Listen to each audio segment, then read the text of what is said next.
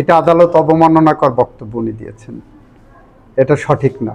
যদি বিচার বিভাগের স্বাধীনতা না থাকতো ওনাদের নেতারা গ্রেপ্তারের সাথে সাথে পরবর্তীতে দিন জামিন পাইতেন না। স্বাধীন বিচার বিভাগ আছে বলে এটা সম্ভবপর হয়। বিচারকরা তাদের কার্যক্রমে সম্পূর্ণ স্বাধীন। এটা রাজনৈতিক বক্তব্য, এটা রাজনৈতিক বক্তব্য। উনি রাজনীতি করেন, রাজনৈতিক একটা বক্তব্য দিয়ে চলে গেছেন। আমি তো মনে করি না যে পুলিশ বাহিনী এমন কোনো কাজ করছেন যেটাকে এই ধরনের অভিযোগ আনা যেতে পারে। মানে বিচার কার্যক্রম দ্রুত নিষ্পত্তি করার জন্য রাষ্ট্রের পক্ষ থেকে যা কিছু করণীয় তার সবটুকু করা হবে, কিন্তু এটা নির্ভর করবে আদালত কতদিনের মধ্যে এটা নিষ্পত্তি করবেন। দীর্ঘসূত্রিতার কারণ হলো কয়েকটা কারণ থাকে। এখন আমার দেশে প্রায় 45 লক্ষ মামলা পেন্ডিং, সেই তুলনায় আমাদের জজের সংখ্যা কম। আর যদি ফাস্ট ট্র্যাকে যে আমাদের লয়ারদের সংখ্যাও কম সেই তুলনায়, যারা ট্রায়াল করতে পারেন। ন্যায় বিচার নিশ্চিত করতে গেলে একটা ন্যায় বিচার প্রক্রিয়ার সাথে অনেকগুলো ফ্যাক্টর কাজ করে।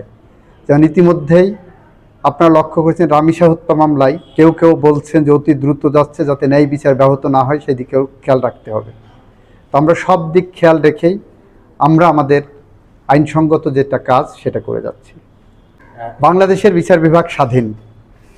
বাংলাদেশের বিচার বিভাগ যতটা স্বাধীন, এত স্বাধীনতা অন্য কোনো জায়গায় খুব কম উপভোগ করেন। আপনার সুপ্রিম কোর্টের বিচারকরা সাংবিধানিকভাবে এতটাই স্বাধীন যেখানে তাদের ট্রান্সফার, পোস্টিং, ডিসিপ্লিন কোনো কিছুই সরকার হাতে নাই, কিন্তু সেই স্বাধীনতার অন্য রূপও আমরা দেখেছি। সেখানে আমরা দেখেছি শপথবদ্ধ রাজনীতিবিদ হতে।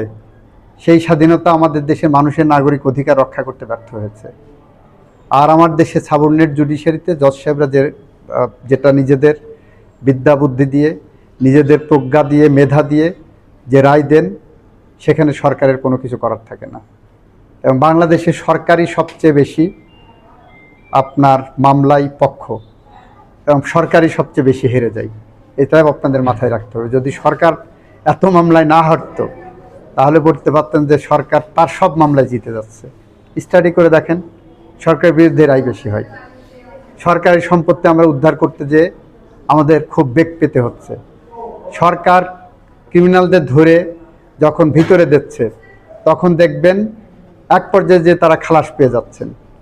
স্বাধীন বিচার বিভাগ না হলে পারে সরকারের বিরুদ্ধে এতগুলো রায় কীভাবে যায়? একটু খেয়াল রিসার্চ করেন, দেখেন, তারপরে বুঝবেন।